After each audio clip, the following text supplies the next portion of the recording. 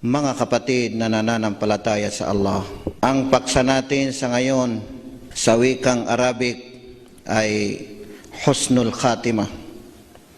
Ibig sabihin nito mga kapatid ay ang mabuting katapusan. Mabuting katapusan. Ang tinutukoy natin mga kapatid na nananampalataya sa Allah, katapusan ng ating gawain. Katapusan ng ating edad, katapusan na kung saan ay magiging mabuti ang katapusan natin bago tayo mamatay. Mga kapatid na nananampalataya sa Allah, ang mabuting katapusan ay nararapat na sikapin ng sinumang nananampalataya sa Allah subhanahu wa ta'ala. Dahil kung siya ay mamamatay, na sa panahon na siya ay sangayon sa pananampalatayang Islam, sa panahon na siya ay sangayon sa mga gawain na kabutihan, alang-alang sa pananampalataya sa Allah subhanahu wa ta'ala, higit na mainam na kamatayan. Bukod dito ay magsisipagbabaan ang mga anghel upang sa gayon ay babatihin nila ang tao na mamamatay. Titingnan natin ang isang talata sa banal na Quran na sabi ng Allah subhanahu wa ta'ala, Innal ladhina qalu rabbuna Allah thumma istaqamu tatanazzalu alayhimul malaikatu alla takhafu wa la tahzanu wa abashiru bil jannati allati kuntum tu'adun.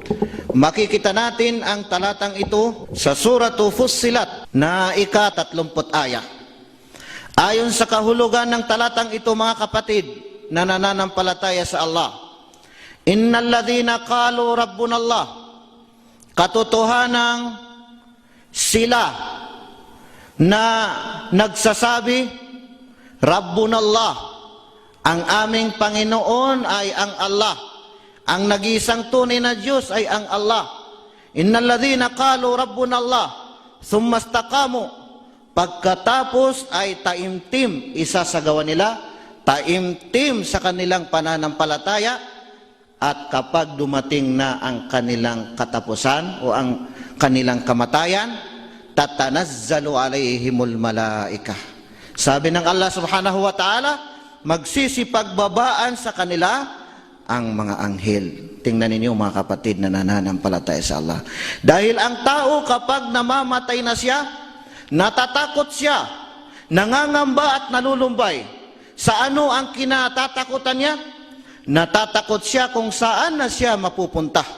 Ano kaya ang mapupuntahan niya? Siya ba ay nasa kaginhawaan? Siya ba ay mapupunta sa paraiso? O siya ba ay mapupunta sa impyerno? At nangangamba siya o nalulumbay siya sa kanyang naiiwan dito sa mundo. Naiiwan niya ang kanyang asawa, naiiwan niya ang kanyang mga anak. Sino kaya o sino na ang mag-aaruga sa kanila kung siya ay mamamatay na? Papaano na ang kanyang pamilya? Dahil dito mga kapatid, sa kanyang pangangamba at pagkatakot ay magsipagbabaan ang mga anghel na nakalinya ang mga anghel na ang daming mga anghel. Abot tanaw ang dami ng mga anghel na ano ang sinasabi ng mga anghel? Alla takhafu wala tahzanu. Ito ang sinasabi ng mga anghel, huwag kayong matakot. Sabi ng mga anghel, huwag kayong matakot, o di kaya ay huwag kayong mangamba, wala tahzanu, at huwag kayong malumbay. Tingnan ninyo mga kapatid na nananampalataya sa Allah. Alla takhafu wala tahzanu wa abashiru bil jannati allati kuntum tu'adun. At tanggapin ninyo ang magandang balita. Ano ang magandang balita na tinutukoy sa banal na Quran? Magandang balita ang paraiso. Tingnan ninyo mga kapatid, mamamatay pa lang ang tao. Sa oras pa lang ng katapusan ng kanyang buhay, ay binabati na siya ng mga anghel na huwag kang matakot, huwag kang mangamba, huwag kang malumbay. At binabati pa siya na dagdag na sinasabi na sa kanya na tanggapin mo ang magandang balita, ang paraiso. Wa abashiru bil jannati allati kuntum tu'adun, na kung saan ay itinalaga o di kaya ipinangako sa inyo. Tingnan ninyo mga kapatid na nananampalataya sa Allah. Ngayon mga kapatid, ay ano ang mga palatandaan ng tao na nasa mabuting katapusan ang kanyang buhay. Ano ang palatandaan ng tao na kung saan ay nasa mabuti o nasa panahon na siya ay namamatay siya sa pamamagitan ng maganda. Mabuti ang kanyang pagkamatay. Unang-una, ang tinatawag sa wikang Arabic, an-nutqu bisyahada indal maut. Ibig sabihin nito, mga kapatid, na nananampalataya sa Allah, sa oras o sa panahon na mamamatay ang tao, ay mababanggit niya ang tinatawag na la ilaha illallah. Walang tunay na Diyos na karapat dapat sambahin maliban sa Allah subhanahu wa ta'ala. Kaya nararapat sa ating lahat bilang mga Muslim na sanayin natin ang ating sarili, sanayin natin ang ating dila sa pagbibigkas ng la ilaha illallah. Kalimutan na natin ang mga salita na kung saan ay nakasanayan natin, lalo na noong hindi pa tayo mga Muslim, na minsan ay madalas nating nababanggit na sos o di kaya anumang mga bagay na binabanggit. Sanayin natin ang ating mga sarili na kung magulat tayo, kung nasa panahon tayo ng kritikal, kung nasa panahon tayo ng kaginhawaan, sanayin natin ang ating sarili na lagi natin mabibigkas ang tinatawag na la ilaha illallah. Dahil si Propeta Muhammad sallallahu alaihi wasallam ay sinabi niya sa kanyang hadis, "Man kana akhiru kalamihi la ilaha illallah, dakhala al-jannah." Ang sinumang tao na ang kanyang huling mababanggit ay la ilaha illallah, walang Diyos na karapat dapat sambahin maliban sa Allah, ay makakapasok sa paraiso. Kabilang din sa palatandaan, min alamati husnil khatimah, kabilang din sa mga palatandaan ng tao na mabuti ang kanyang pagwawakas o mabuti ang katapusan ng kanyang buhay, ay ang tinatawag sa wikang Arabic, al-mautu fi yawmil jum'ah, ang pagkamatay sa araw ng Biyernes.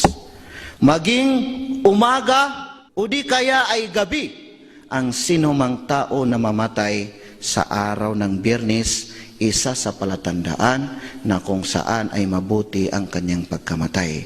Dahil mayroong ding hadith si Propeta Muhammad sallallahu alaihi wasallam, sabi ni Propeta Muhammad sallallahu alaihi wasallam, "Ma min muslimin yamutu yawmal jum'ati aw laylatal jum'ati illa waqahu Allahu fitnatal qabr." Ang sinumang Muslim, sinumang tao na nananampalataya sa Allah, na siya ay mamatay sa araw ng Biyernes, sa araw ng Friday, o di kaya ay sa gabi ng Friday, ay ibig sabihin nito ay bibigyan siya ng Allah subhanahu ng tinatawag na proteksyon. Puproteksyonan siya ng Allah subhanahu wa ta'ala sa paglilitis sa libingan. Sa kaparusahan sa libingan, maaaring bibigyan siya ng Allah subhanahu wa ta'ala ng proteksyon. Dahil kapag tayo ay namatay, nakakatakot, walang-wala na tayong kasama dyan sa ating libingan, dyan sa kalupaan. Kabilang pa mga kapatid na nananampalataya sa Allah, na palatandaan ng taong mamatay sa kabutihan, ay ang taong mamamatay, al-mautu bisababil gharaq, ang taong mamamatay dahil sa pagkalunod. Ibig sabihin, nalunod siya sa tubig, nalunod siya sa dagat. Kapag siya ay namatay sa pamamagitan na iyan, ibig sabihin ay mabuting pagkamatay, hindi lamang kundi kabilang din siya sa namatay alang-alang sa Allah subhanahu wa ta'ala.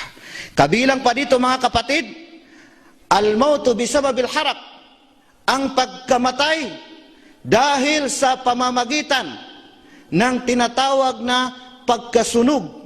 Namatay ang tao dahil sa sunog, nasunog siya, ay kabilang din na kung saan ay mabuti ang kanyang kamatayan, dahil kabilang din siya sa namatay na kung saan ay minas syuhada. Ibig sabihin nito ay kabilang sa namatay alang-alang sa landas ng Allah subhanahu wa ta'ala. Kabilang pa dito mga kapatid na nananampalataya sa Allah ay al-mautu bisababil hadm. Ibig sabihin ay ang pagkamatay dahil sa pamamagitan ng demolisyon o di kaya ay pagkakawasak o pagkakabagsak.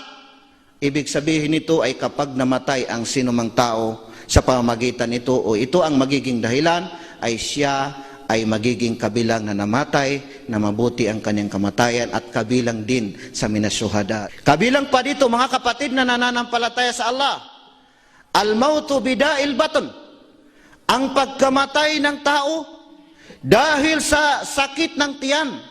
Nabanggit ng ilan sa mga pantas na ang ibig sabihin ng sakit ng tiyan ay halimbawa ng mamatay ang tao dahil sa pagtatai, o di kaya ay mamatay ang tao dahil sa sakit ng kanyang tiyan, dahil sa kanyang utot o sa hangin na hindi lumalabas hanggang sa siya ay namatay.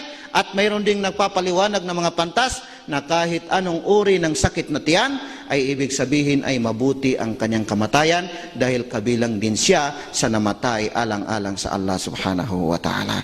Ang lahat ng mga ito ay mapapatunayan sa hadis ni Propeta Muhammad sallallahu alaihi wasallam. At kabilang pa dito mga kapatid na nananampalataya sa Allah, al-mautu bida'i as-sul. Ibig sabihin ay ang pagkamatay dahil sa sakit ng tinatawag na TB. Kapag namatay ang tao dahil sa TB dito sa kanyang dibdib, ibig sabihin ay mabuti rin ang kanyang kamatayan. Mautul mar'a fi nifasiha. Ang babae naman, kapag siya ay namatay dahil sa kanyang pagdurugo o dahil sa kanyang panganganak, ang babae kapag namatay dahil sa panganganak o dahil sa kanyang dinadalang tao, namatay siya ng alang-alang sa Allah subhanahu wa ta'ala. Al-mautu ghaziyan fi sabilillah. Ang pagkamatay ng tao dahil sa pupunta siya doon sa digmaan, alang-alang sa Allah subhanahu wa ta'ala, hindi pa makarating doon sa kanyang pupuntahan, dito pa lang sa daan, nahulog siya sa kanyang kabayo, o di kaya sinipa ng kanyang kabayo, o di kaya ay kinagat siya ng ahas, o di kaya ay ano mang nangyari sa kanya, namatay dito sa daan, papunta doon sa lugar na kung saan ay pakikipagdigmaan, alang-alang sa Allah subhanahu wa ta'ala, namatay siya ng tinatawag na pagkamatay, ng mabuting pagkamatay dahil kabilang sa mga tao na namatay, alang-alang sa Allah subhanahu wa ta'ala. Kabilang pa dito mga kapatid, al-mautu murabitan fi sabilillah.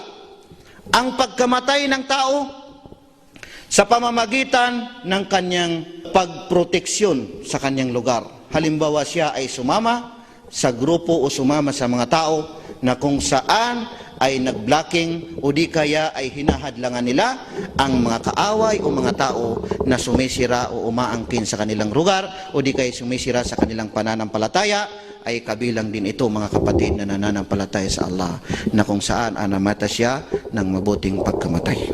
Higit sa lahat mga kapatid na nananampalataya sa Allah, al-istishhadu fi sahatil qital. Ibig sabihin ito mga kapatid na higit na mainam na kamatayan na kung saan ay ang ibig sabihin nito ay ang mamamatay ng tao dahil sa siya ay syahid, dahil sa pakikipagdigmaan alang-alang sa Allah subhanahu wa ta'ala. Ito yung tinatawag na jihad.